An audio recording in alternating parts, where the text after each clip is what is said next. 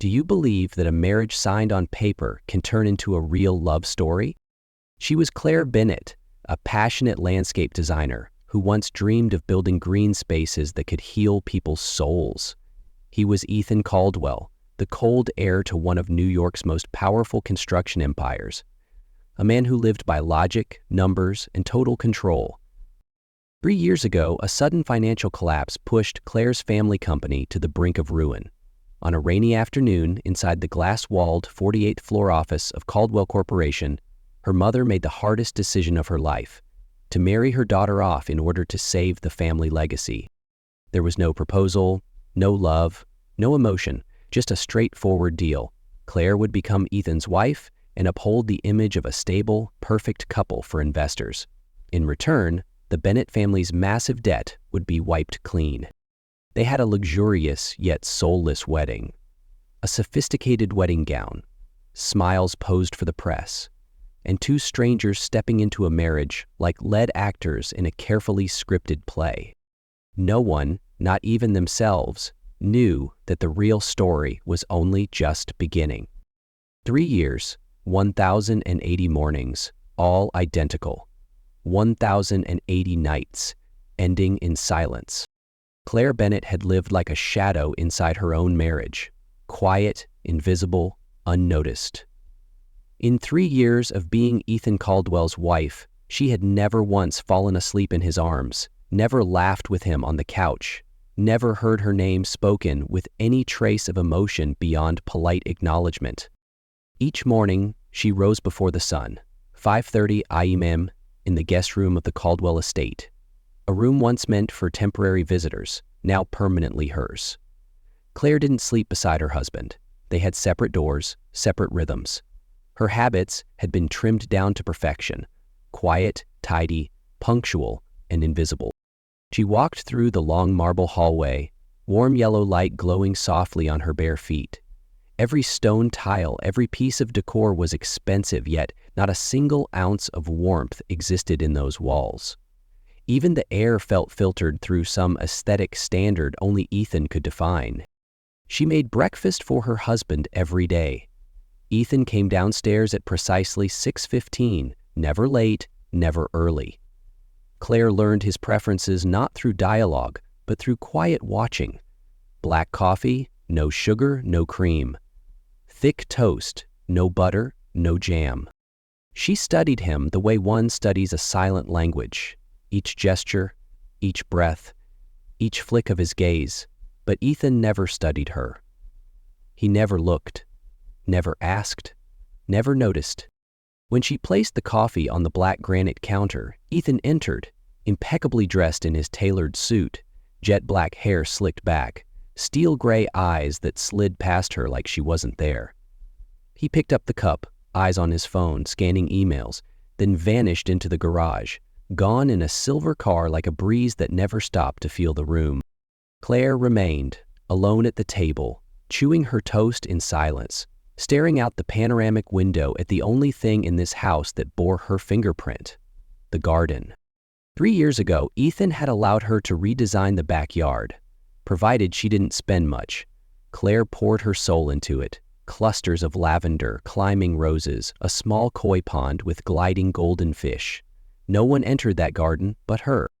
By day, she nurtured the plants. By night, she dined alone, slept alone. No one asked where she went, what she thought, how she felt. In this 7,000 square foot mansion, she was merely another high-end furnishing, like the abstract painting in the living room, admired but never touched. And Ethan? He lived like a machine. Wake up on time, work on schedule, dress correctly, speak only what needed to be said. In 3 years, Claire could count on one hand how many times he had looked her directly in the eye. They were married, on paper, in public, in legal documents, but in their hearts, they were nothing. When guests came, they performed, smiles polished, gestures rehearsed, just enough closeness to fool a camera. But when the door shut, the act ended. They resumed their roles, strangers sharing space, avoiding collision. Claire didn't cry anymore. Even her tears had given up. She had learned how to exist in stillness, like a bonsai in a glass case. Alive, but never growing, because Ethan had never once watered her with affection. Until one morning, her phone lit up with something that hadn't happened in 3 years. Ethan Caldwell is calling. Claire never thought she'd appear in public as Ethan Caldwell's wife, but on a Thursday morning, the unthinkable happened. Her phone buzzed while she was tending the lavender in the garden. Seeing Ethan's name on the screen made her frown. He had never called her during work hours. His voice, as always, was cool and precise. "I need you to accompany me to an event tonight. 7 p.m., Manhattan Business Club." She hesitated. "Why now?" "It's a matter of image. You're my wife. It's time we act like it." Click, no further explanation. The rest of the day passed in a blur of unease and questions. After 3 years of invisibility, why this sudden spotlight? She went to the mall using the credit card Ethan had given her long ago, one she rarely touched. With the help of a skilled saleswoman, Claire chose a sapphire blue silk dress. Elegant enough, eye-cocking enough. She did her hair and soft makeup, and when she looked in the mirror, she barely recognized the woman staring back. At exactly 6:50 p.m., she descended the stairs. Ethan was waiting in the foyer, navy suit, ash gray tie, as expressionless as ever. But when he looked up at her, there was something unfamiliar in his eyes. Surprise, maybe even admiration? "You look fine," she nodded, offering nothing more. The event was grander than she imagined. Familiar names from financial magazines floated past her in tailored silence. Ethan stood beside her, introducing her with a line he repeated all evening. "This is my wife, Claire." No tenderness, no real smile. He felt like a designer accessory, required but not valued. Then he appeared. Julian Stone. Younger than Ethan, but with the eyes of someone who'd lived deeply, he approached not with haste, but with the ease of someone who already knew her loneliness. "I've heard of you," he said, kissing the back of her hand. "Ethan's wife is far more stunning than I imagined." For the first time in 3 years, Claire felt like more than furniture. She felt seen, not as a wife, not as a role, but as herself. Their conversation began politely, but quickly drifted into genuine connection. Julian spoke of his eco-resort projects along California's coast, solar-powered, nature-integrated, sustainable designs. Claire, almost without realizing, leaned in with questions about materials, water systems, energy models, vision. Her eyes lit up, not for Julian, but because her old dreams were waking. "You studied landscape design, didn't you?" "Yes, but I don't practice anymore." "That's a shame. You speak like someone still dreaming in detail." Ethan stood a few feet away. He didn't interrupt, but his gaze grew colder by the second. He saw the way she leaned in, saw her smile, genuine, unguarded. And what struck Ethan hardest wasn't Julian, it was Claire's eyes. Because for the first time in 3 years, she wasn't looking at him. She wasn't waiting for his reaction. She was radiant without needing his presence. Before leaving, Julian slipped her a business card. "I'd love to hear more of your ideas. Maybe we could collaborate, if you're interested." Claire looked down at the card, and in that quiet moment, a door creaked open inside her, and the light of old dreams began to filter in, soft, unannounced, and impossibly tempting. Claire couldn't remember exactly what she said when she got in the car, but one thing was certain: the silence wasn't the same anymore. For 3 years, silence was their unspoken language, a mutual agreement to avoid depth, pain, connection. But tonight, that silence had gained weight, texture, sharp corners that cut through the air between them. Ethan started the engine. Claire sat quietly, her hand resting over her purse where Julian's business card waited, like a fracture waiting to deepen. Streetlights flickered across Ethan's face, drawing shadows beneath his eyes. Neither of them spoke, but inside him, something had begun to crack. Claire broke the silence first. "Are you jealous?" Ethan didn't turn, but his grip on the wheel tightened. Julian was being kind. He didn't cross a line. "And what about you?" His voice was low, heavy. "You were okay letting another man look at you like that?" "At least," Claire said, staring ahead, "someone looked at me." The car jerked to a stop in front of the house. Neither of them moved. "Do you even know," Claire began, voice calm but full of steel, "what it's been like living here?" Ethan looked at her, truly looked. But Claire didn't need his eyes. She needed his presence, his truth, his voice.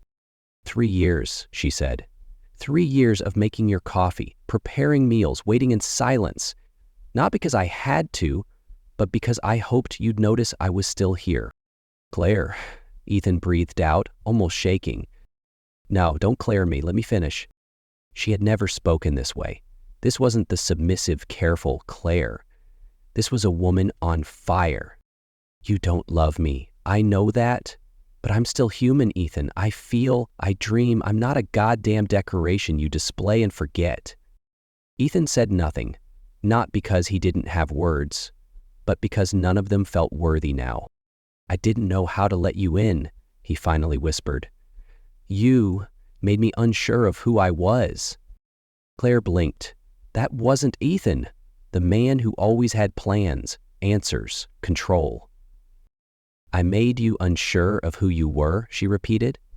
"Then who were you while I died next to you?" Silence fell between them, dense and final. Ethan lowered his gaze. "I was afraid," he said. "Afraid that if I let you in, you'd see there was nothing inside." And Claire saw it then. Not coldness, not cruelty, just fear. She didn't know whether to scream or forgive him. The next morning, when Claire walked into the kitchen, something had changed. Ethan was already there. Shirt half buttoned, coffee brewing, toast still warm. The smell of butter and caffeine filled the space like life. "You're up early," she said. "I couldn't sleep." Ethan looked at her and didn't look away. "I thought all night about you, about what you said." Claire said nothing. She sat, touched the cup, hot, real, like the first time something mattered. "Claire," Ethan took a breath, "if you want to work again, follow your dreams, even if it means leaving, then do it. You have every right." "You're saying this to prove a point?" she asked, voice steady. "No, not to prove anything, just if you stay, I don't want you here like a ghost, I want you to live." Claire smiled, soft, sad. Then for the first time, she said, "You'll have to learn how to live, too." That morning they drank coffee together, not as husband and wife, but as two souls trying to learn how to exist side by side. Claire sat in the library late into the night, her laptop still open, the subject line glowing softly. "A new beginning? Julian Stone." She had read the email early that morning, but she still hadn't replied, not out of indecision, but because inside her, two voices were clashing. Julian didn't use many words. He sent a clear offer: lead landscape architect on an eco-resort project in Carmel, California. Coastal, immersed in nature, renewable energy, sustainable design. 18 months, good salary. Independence, no labels, no need to be Ethan Caldwell's wife. At the end of the message, one line: "If an old door closes, try knocking on the one called your dream." Claire leaned back. In her mind, she saw two opposing worlds, like two blueprints drawn in different languages. One world was Julian, a door opening toward freedom, a place where no one knew who she had been, where no one whispered behind champagne glasses. There, she could be herself again, the Claire from university days, sketching wild garden layouts in the margins of textbooks, laughing without watching for permission. And Julian offering nothing but space. He stood like a gentle doorman, waiting. The other world was Ethan, the man who once made her feel invisible, now fumbling his way toward presence. His change was small but real, a glance held longer, a morning greeting, a silence that finally invited her in. This world offered no guarantees, but it held something fragile, sacred even, the chance to step inside a heart that had always been locked. The next day, Claire met Julian. They sat in a modest cafe, nothing grand, just warm. Sunlight streamed in, catching golden strands in her hair. "I didn't come to say yes," she said. "And I didn't come to hear one," Julian replied gently. "I just want you to know, you have a choice." He didn't speak much about the project. Instead, he painted Carmel with his words. The shoreline paths, the hush of the morning tide, the smell of rosemary in the breeze. Claire listened.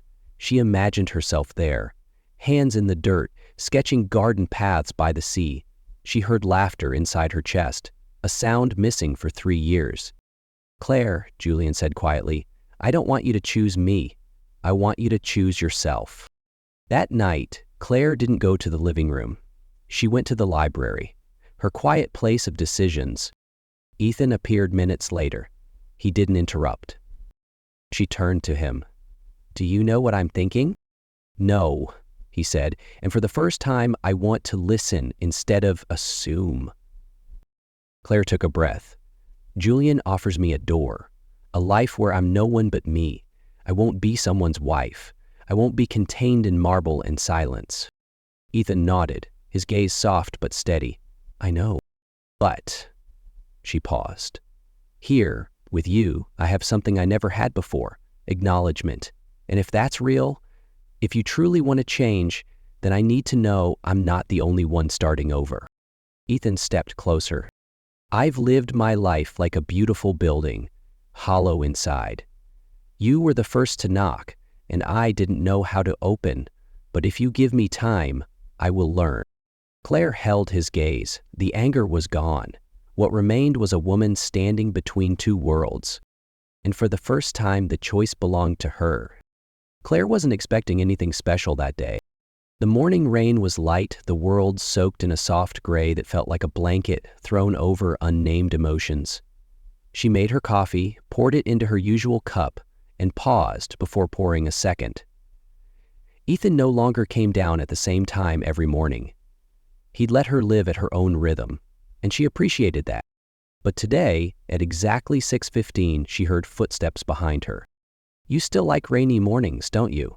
Ethan asked, his voice low, no longer cold. Claire turned around.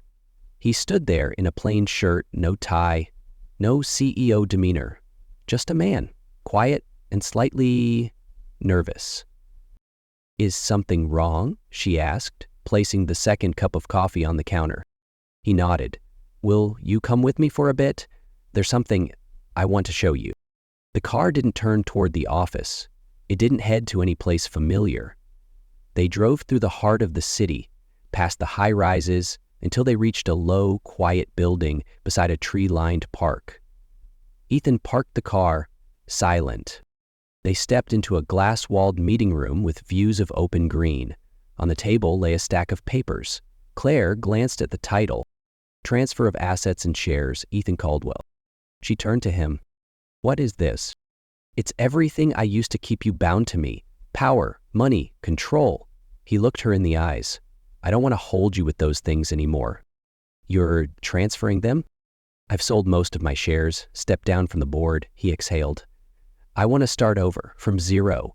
Not as the man you feared, the one who controlled everything, including you." Claire stood still, part of her stunned, another part trembling. "You did all this for me?" "No," Ethan shook his head. "I did it for me, because for the first time in my life, I want to live without armor. And if you choose to be in that life, it would mean everything. But if not, I'll still live honestly." They left the building and walked through the park in silence.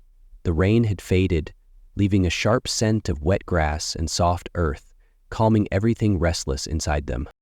Under a tall tree, Ethan stopped. He turned to her, and for the first time in 3 years of marriage, he knelt down. No diamond ring, no lavish setup, just a small white gold band. Simple and elegant, like the very first smile Claire had ever given him on a day long forgotten. "Claire Bennett," he said, voice steady but soft, "I have nothing to offer but my heart. An imperfect heart that finally knows how to love." Claire stared at him. throat tightening. I loved you from the moment I met you, but I was too good at hiding. You made me feel small because you were real and I was just surviving. I never asked you to be perfect, she whispered. Then will you give me a chance? He looked up, his eyes bright but vulnerable. Not to continue this broken marriage, but to start over as two strangers who might fall in love. Will you let me date you? Claire didn't answer right away. Instead, she bent down and helped him to his feet. Her embrace wasn't quick forgiveness. It was a quiet acceptance. That they had broken, that they had hurt, but maybe they were strong enough to try again.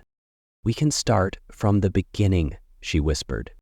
No husband, no wife, no contracts. Just Claire and Ethan. He held her close, no promises, no need for them, because for the first time, their love came not from condition, but from choice. That night, Claire moved into another room, not in anger, but to give them both the space to begin again.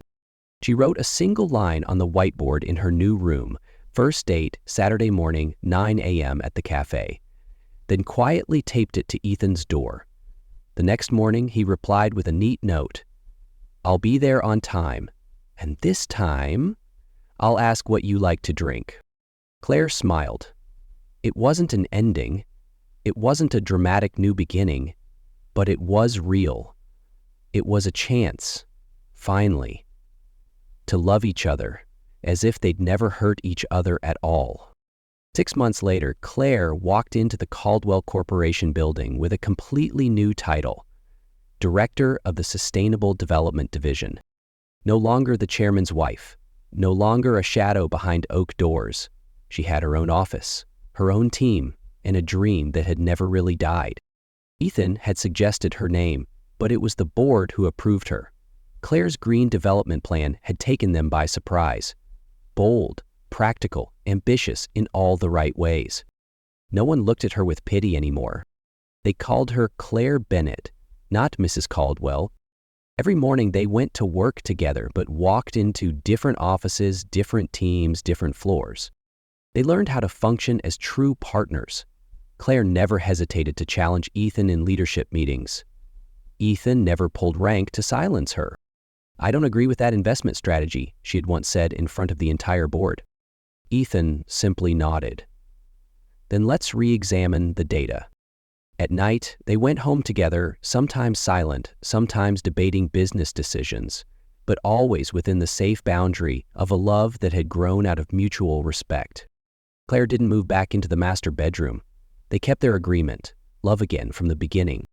On Fridays, Ethan would still knock on her door with a quiet invitation. Want to go for a walk? Or, I have a design draft I'd like your thoughts on.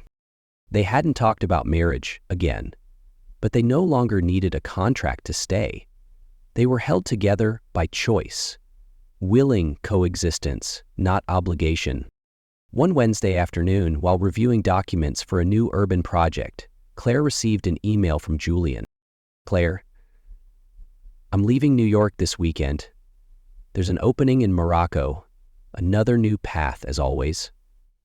But I didn't want to go without saying goodbye. If you have time, meet me at the old cafe, 7 p.m. tomorrow. If not, just know I'm happy for you. Not because you chose Ethan, but because you finally chose yourself. Claire went. Julian was the same, graceful, composed, no bitterness in his eyes, no questions about Ethan. I'll miss this city, he said, sipping mint tea. You're always leaving, Claire smiled softly. Yes, but this time I want to leave something behind. He handed her a worn leather notebook. Inside was Claire's first landscape sketch, back when she was an intern at his firm. This was the piece that convinced me you could change a city, he said. I believe I can now, Claire answered gently. They didn't hug, didn't promise to stay in touch. There was only a quiet gaze, deep, peaceful, as if all the unsaid things had already been forgiven, and all the old hopes had been gently put down. When Claire returned home, Ethan was waiting on the rooftop terrace. He didn't ask what Julian had said. He simply handed her a glass of white wine and said, "Tomorrow's going to be sunny. Do you want to go somewhere?" Claire leaned her head on his shoulder, looking at the glittering lights of the city beyond.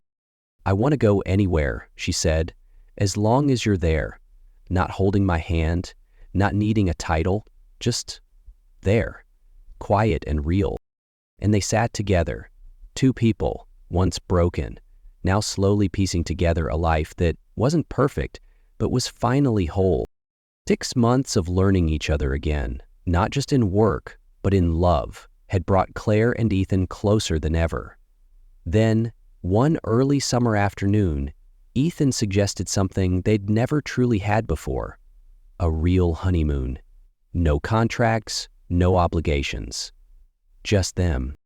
A small suitcase sat neatly by the door. Claire checked their passports one last time, then turned to Ethan, who was awkwardly folding white shirts as if he'd never packed before. "Are you sure you need 5 white shirts for a beach trip?" she asked, smiling. Ethan looked up, a little embarrassed. "I'm not sure about anything, but this is our first real honeymoon. I just want to get it right." Claire walked over and placed her hand over his. "You don't have to get it right, just make it real." They called it a honeymoon, though neither could remember the exact date of their wedding anymore. Their marriage had begun with a contract, defined by terms and signatures and cold legality. But now, as Claire boarded the plane beside Ethan, there were no more conditions, just love. It wasn't a lavish destination, just a quiet island, rich in trees, poor in distractions. A place where no one knew their names, no titles, no meetings, no polished images. Here, Ethan was the man who fumbled over coffee making, and Claire, the woman who laughed loudly when the wind messed up her hair. They lounged under palm trees, reading from the same chair, sometimes arguing over who got the highlighter, sometimes pretending not to notice whose turn it was to make tea. No flowers, no wedding cake, just lingering glances, as if missing even one moment might mean regret. On the last night, sitting together on the sand, Claire rested her head on Ethan's shoulder. The sea breeze carried the salt and warmth of something beautifully simple and true. "I used to think love meant perfection," Ethan whispered. "No mistakes, no breaking, no hurt. But you showed me. Sometimes love is accepting every part that's still healing." Claire squeezed his hand. "And still choosing each other, every day." They sat in silence for a long time. Nothing more needed to be said. Everything that mattered had been shown in the way they chose to stay. Tomorrow they would return to meetings, deadlines, pressure, late nights, but this time they weren't strangers. They were two souls that had once lost each other, hurt each other, then chose to come back bravely. And love, after all, was never meant to be perfect. It was the quiet promise whispered each day. Today, I still choose you, and I still choose you.